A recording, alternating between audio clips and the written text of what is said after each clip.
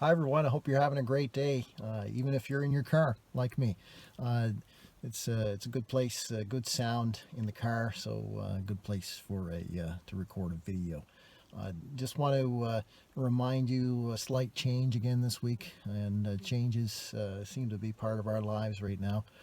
Just a slight change this week. Our worship service will be virtual again, but there won't be anybody in the sanctuary this week for the worship service. So join us online as you did last week.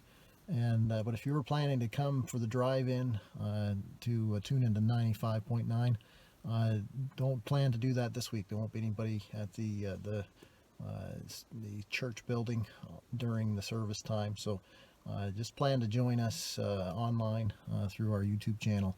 You can go to YouTube, put in your search bar Gary Baptist Church, that's Geary, Gary Baptist Church, and you can check us out there.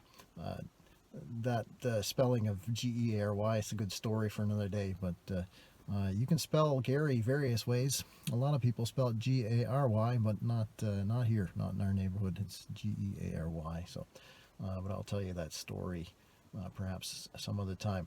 But what I do want to talk to you about today is changes, because we have been experiencing changes all the way along, and that seems to be the kind of the consistent theme of the last few years for us, for all of us, for us as a society. We've had to endure many changes, and we don't always do well with those. But it makes me think of a statement that was made when I was part of a leadership camp as a young man. A statement made by one of the leaders, and it reflects a truth of the scripture. But one of the leaders was sharing with us one evening during one of our evening leadership sessions. He said something that stuck with me. He said, "When you're green, you're growing, but when you're ripe, you're rotten." And he was using that to remind us that whatever age we are, young or old or somewhere in between, we need to seek to still be growing, to be green and growing. And that picture of green makes me think of flourishing, and that's a theme that's throughout the scripture, and especially in Psalm 92. Because there, right at the end of the psalm, at verse 12 down to 15, the psalmist reminds us the righteous will flourish like a palm tree. They will grow like a cedar of Lebanon.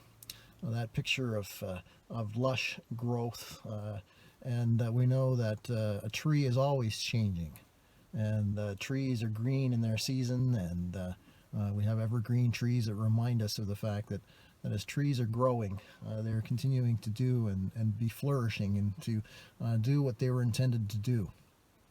And the psalmist reminds us that the righteous will flourish like a tree. And he goes on to say, planted in the house of the Lord, they will flourish in the courts of our God. They will still bear fruit in old age. They will stay fresh and green. You hear that? When you're green, you're growing. And that's should be the desire of our hearts as followers of Jesus Christ, to always be growing.